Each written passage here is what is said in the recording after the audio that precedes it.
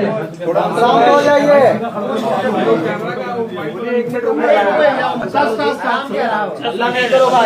चलिए शांति। चलिए आप सब लोगों को मैं आज स्वागत करता हूं।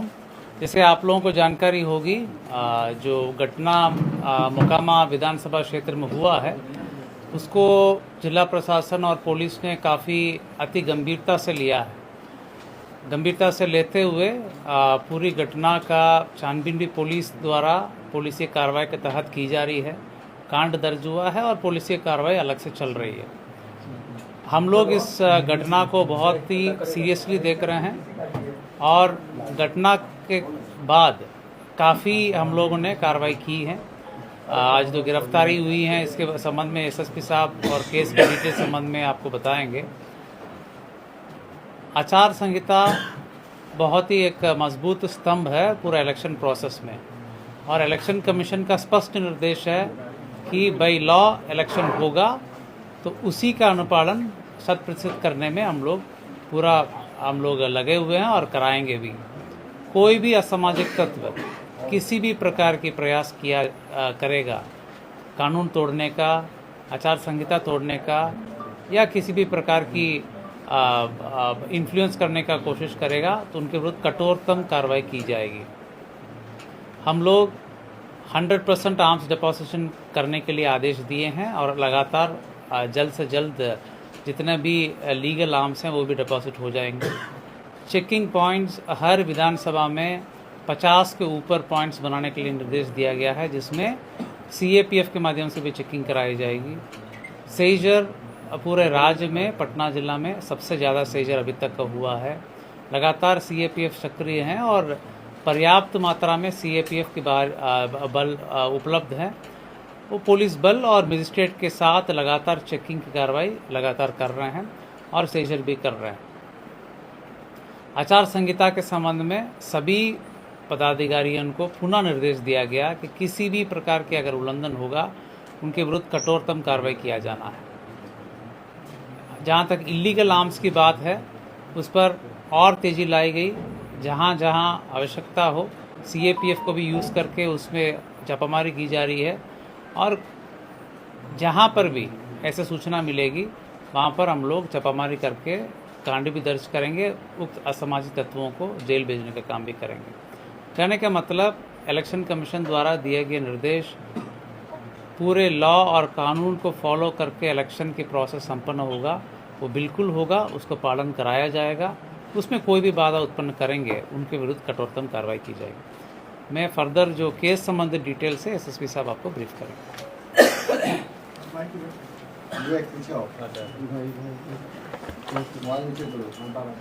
आप लोग आवाज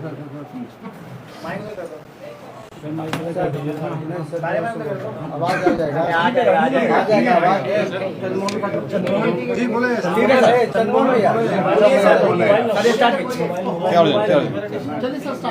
सर स्टार्ट कीजिए। आप लोग अवगत हैं कि 30 तारीख को एक गंभीर घटना घटी थी और जो दुर्भाग्यपूर्ण था कि इस तरह की घटना नहीं होनी चाहिए थी। इस घटना में जो तारतर गांव है उसके समीप में दो पक्षों जो वहाँ प्रत्याशी थे वो उन दोनों के काफिला आ रहा था और उन दोनों के बीच पक्षों में झड़प हुई और झड़प में पथराव हुआ, लोग घायल हुए और उसके बाद एक शव बरामद हुआ। उसमें जो दुलार चंद यादव हैं जो 75 वर्ष के रहने वाले हैं, उसी गांव के पास के रहने वाले हैं, उनका पूर्व में भी आपराधिक इतिहास रहा है, उनका शव बरामद किया गया। उसके बाद वहाँ पे दोनों पक्षों के द्वारा कांड दर्ज कराया गया। कांड दर्ज होने के बाद अनुसंधान प्रारंभ किया गया। पुलिस घटना की सूचना मिलते ही तुरंत पहुंची थी वहाँ पे और वहाँ से साक्ष्य भी इकट्ठे किए गए। घटनास्थल से कई जगह के फुटेज भी प्राप्त हुए जिससे क्या घटना हुई है उसके बारे में कई जानकारियाँ मिली। लोगों के गवाह भी सामने आए और उनकी गवाही भी ली गई। साथ ही कल मृतक का पोस्टमार्टम कराया गया, उससे भी हम लोगों को अहम सुराग मिले। जो अभी तक के अनुसंधान में आया उसमें उससे प्रतीत हुआ कि ये जो घटना हुई है ये आदर्श संहिता का उल्लंघन भी हुआ है। इसमें ये एक गंभीर मामला भी था।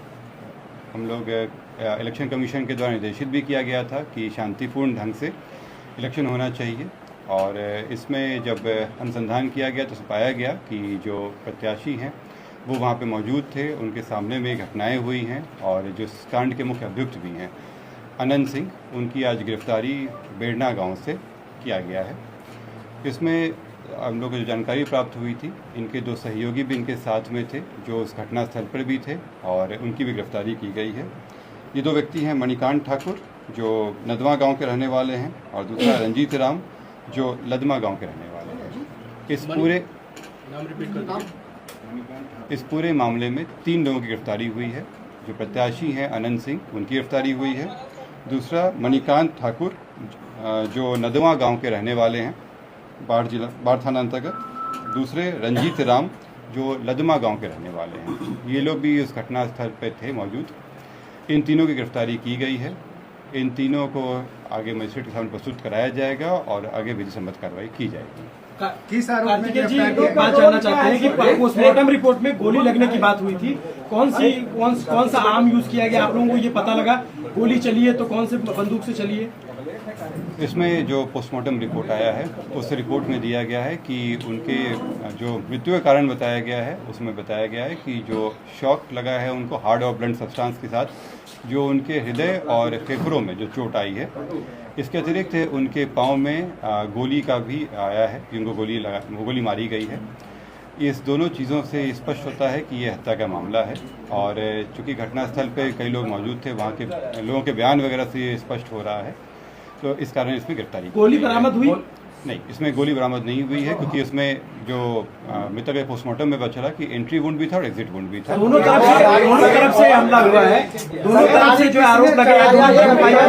दूसरे पक्ष में गिरफ्तारी हुई क्या? दूसरे पक्ष में कोई गिरफ्तारी हुई?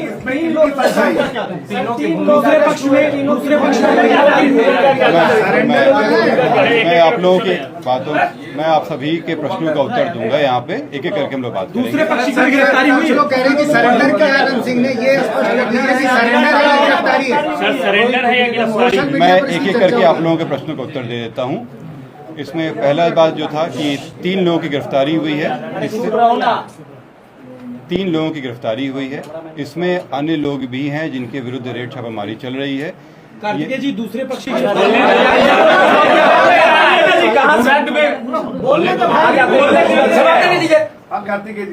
उधर से आके चिल्ला। मैं फिर से रिपीट कर दे रहा हूँ। इस मामले में अभी तक 3 गिरफ्तारियां हुई हैं। इसमें अन्य लोग भी हैं जिनकी गिरफ्तारियों के लिए रेड छापामारी चल रही है। जल्द ही उनको भी गिरफ्तार किया जाएगा। इसमें अनुसंधान जो सीआईडी के द्वारा भी शुरू किया गया है, सीआईडी की एक टीम भी बनाई गई है जो इस पूरे मामले पे अनुसंधान साथ में करते रहेगी और हम लोगों को सहयोग भी देगी। जो अग्रतर अनुसंधान में आएगा उससे भी आप लोग को अवगत कराया जाएगा। जो आप लोग द्वारा प्रश्न किया गया था कि दूसरे पक्ष पे क्या कार्रवाई हुई, तो आप लोगों को अवगत करा दें कि इसमें इस पूरे घटनाक्रम में कई चीज़ें हुई हैं।